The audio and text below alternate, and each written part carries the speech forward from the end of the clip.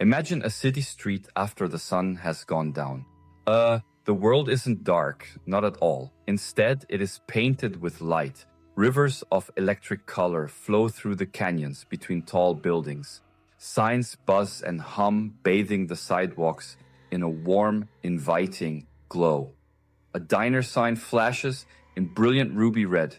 A theater marquee announces a show in electric blue. A theater marquee announces a show in hot pink. This is the magic of neon, a spectacle of pure, captured light that seems to make the very air alive with energy. It transforms a simple urban landscape into a vibrant, pulsating organism of commerce and nightlife, a place that feels full of promise and excitement. This scene, so familiar from countless movies and photographs, feels quintessentially modern. It speaks of human ingenuity, of our ability to conquer the night and fill it with our own man-made constellations. Our story begins not on a bustling street, but in the quiet confines of a London laboratory in 1898. Two British chemists, Sir William Ramsay, Maurice Travers. They suspected the air held more than the known gases. Nitrogen, oxygen, argon. They searched for hidden gases. Their method was ingenious and patient. A machine to make liquid air. They took large volumes of air using pressure, using extreme cold, chilling it to 200 degrees Celsius. The air condensed into a pale blue liquid. First crucial step. Then fractional distillation. They warmed the liquid very, very slowly. As temperature rose, each component boiled off at a different point, molecule by molecule separation. One by one, the known gases left. They isolated a new, heavier gas mole, krypton. They kept going, hunting for something lighter. Finally, only a tiny residue remained. They trapped it in a slender Geissler tube. Geissler tube with electrodes at either end. They prepared the test. In dim lab light, they hooked it to a high-voltage induction coil. The result was instantaneous. Electricity flowed. The tube erupted into a blazing crimson red, a color more intense than anything they'd seen. Travers later wrote, "The blaze told its own story.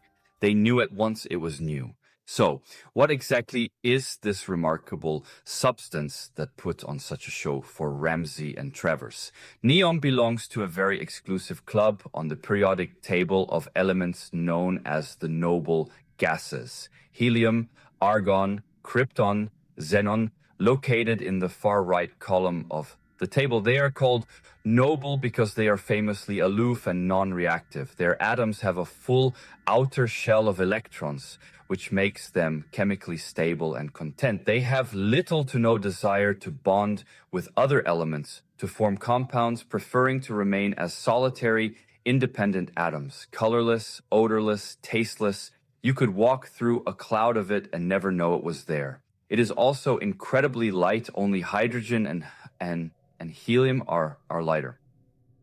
This lightness, combined with its refusal to chemically bond with heavier materials in the Earth's crust, explains why it is so rare in our atmosphere. Over the billions of years since our planet formed, the vast majority of Earth's original neon simply floated up and, unhindered by chemical tethers, escaped the pull of gravity and drifted off into the vast emptiness of space. But here's the twist. While neon is a cosmic rarity on our little planet, it is fantastically abundant in the universe at large. Out there in the cosmos, among the stars and nebulae, neon is the fifth most plentiful element. Stars, in their immense fusion furnaces, create vast quantities of it.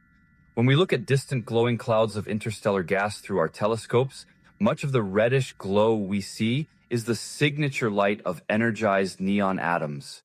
Discovering neon in a laboratory was one thing. Producing it in quantities large enough for commercial use was another challenge entirely. Since neon stubbornly refuses to form any compounds, there are no neon ores to mine or minerals to process. The only viable source for neon on Earth is the very air around us. The only way to get it is the energy-intensive process Ramsay and Travers pioneered, the fractional distillation of liquefied air. This remains the sole commercial source for neon today, which is a primary reason for its relatively high cost. The process begins at an industrial air separation plant, essentially a giant, high-tech version of the original lab setup. Huge compressors draw in vast amounts of ambient air. The air is first filtered to remove dust, then water and carbon dioxide. The purified air is subjected to immense pressure and cooled to cryogenic temperatures, far below freezing. The air condenses into a liquid. Modern plants can produce hundreds of tons of liquid air every day, a testament to the scale of engineering required. That frigid liquid is pumped into the bottom of a tall, fractional distillation column. As it's gently warmed, gases boil off at their unique boiling points. Nitrogen, with the lowest boiling point, gasifies first and is collected at the top. Oxygen is drawn off lower in the column. Argon is collected lower still. Neon is drawn from a specific section of the column. It's mixed with other rare gases like helium and hydrogen. The crude neon mixture then goes through several more purification stages. Ultimately, this multi-step, energy-hungry process yields very little pure neon compared to the volume of air processed. It takes about 88,000 pounds of liquid air to produce 1 pound of pure neon. That incredibly low yield is why neon is precious. It's not that the tech is overly complex, it's that air contains so little neon. Every glowing sign on a city street represents a huge volume of air that was captured, squeezed, frozen, and meticulously sorted. The public's first major encounter with neon's captivating light came at the Paris Motor Show in 1910. A French engineer and inventor named Georges Claude, who had developed an industrial process for liquefying air, displayed two 40-foot-long tubes filled with glowing neon gas. The effect was sensational. The public was mesmerized by the intense, otherworldly red glow. Businesses immediately saw the potential. In 1912, a Parisian barber bought the world's first neon advertising sign. The age of neon had officially begun. It would forever change the face of cities. Throughout the 1920s and 1930s, the trend exploded across Europe, America. Neon was the perfect medium for a modern, fast-paced world. It was bright, it was bold, and it was visible from a great distance, day or night. It became synonymous with progress, glamour, the excitement of urban nightlife. Paris, the city of light, adopted neon to illuminate its grand boulevard cinemas. In the United States, neon signs began to define the commercial landscape. The dazzling marquees of Broadway theaters in New York, the humble signs of roadside motels along Route 66. Nowhere did neon find a more spectacular home than in Las Vegas. In the middle of the Nevada desert, an entire city was built on the promise of fantasy and spectacle. Neon was its language. Casinos competed to create the biggest, brightest, most elaborate signs imaginable, turning the Las Vegas Strip into a world-famous corridor of light. Similarly, in post-war Japan, districts like Tokyo's Shinjuku Ginza became dense, vertical forests of neon, their kanji characters glowing in a multitude of colors, creating a cityscape that felt futuristic and electrically charged, a symbol of the country's economic miracle. The creation of a neon sign is a remarkable craft, a marriage of science and artistry. It starts with a skilled glass blower. A bender heats sections of a glass tube over a fiery ribbon burner. With practiced hands, they bend and shape the pliable glass into intricate letters and designs. Once the tube has cooled, electrodes are sealed at each end. The air is evacuated to create a vacuum. A tiny amount of purified neon gas is then pumped in. When the high-voltage transformer is connected, the sign springs to life. For other colors, different gases are used. Argon for blue, or the glass tubes are coated with phosphors that glow when energized.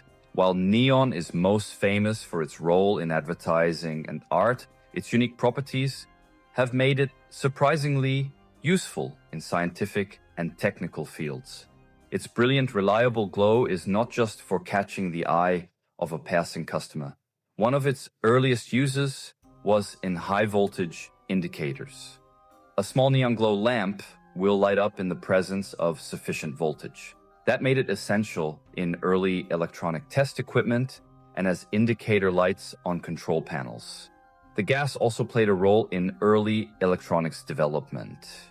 Before silicon chips, vacuum tubes were the building blocks of radios, televisions, the first computers.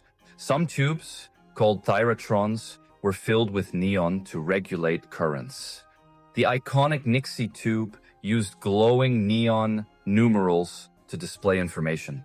For a time, neon's warm orange glow was the visual representation of data, unlike today's cool LCD screens. Another, less visible application is in cryogenics. Cooled to a liquid, neon becomes a potent refrigerant. Liquid neon provides over 40 times the refrigerating capacity per unit volume compared to liquid helium, and 3 times that of liquid hydrogen. This makes it ideal for cooling devices like infrared detectors and high-performance aerospace equipment to very low operating temperatures. It offers powerful cooling in a compact, manageable form. Neon is also a key ingredient in certain lasers. The helium-neon HENI laser was one of the first common gas lasers. A mixture of helium and neon gas is sealed in a tube. Helium atoms are excited by an electrical discharge transfer energy to neon atoms, which then emit a coherent red beam. For decades, HENI lasers were ubiquitous in scientific research, industrial alignment tools, and barcode scanners at supermarket checkouts. In recent decades, a new challenger has emerged to claim the throne of illumination: the light-emitting diode, or LED. LEDs are smaller, more durable, and vastly more energy efficient than traditional neon tubes. They can be programmed to produce a nearly infinite spectrum of colors and create complex animated digital displays. As a result, cities around the world began to replace their aging, high-maintenance neon signs. The warm, analog hum of neon was swapped for the crisp, digital precision of LEDs. The great age of neon, it seemed, was coming to an end. The decline was noticeable. The intricate, hand-bent signs that once defined the character of a city's main street were taken down, often replaced by generic plastic and LED signboards. The specialized craft of glass bending, passed down through generations, became a dying art. The once vibrant neon forests of Tokyo and Las Vegas started to look different.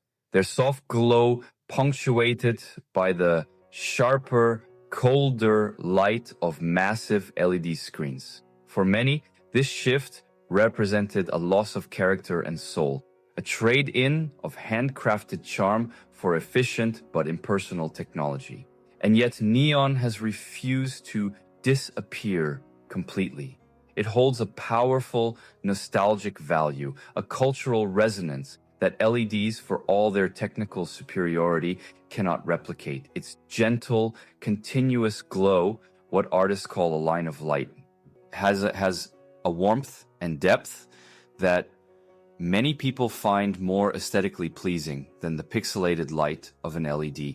Vintage neon signs are now being preserved and restored as historical artifacts. Places like the Neon Boneyard Museum in Las Vegas celebrate these retired signs as works of folk art.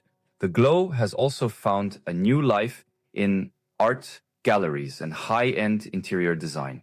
Artists continue to be drawn to neon as a medium, creating stunning sculptures and installations. Small, custom-made neon signs have become a popular choice for decorating homes, restaurants, and trendy retail shops, valued for their retro-cool aesthetic and the human touch of their handmade construction.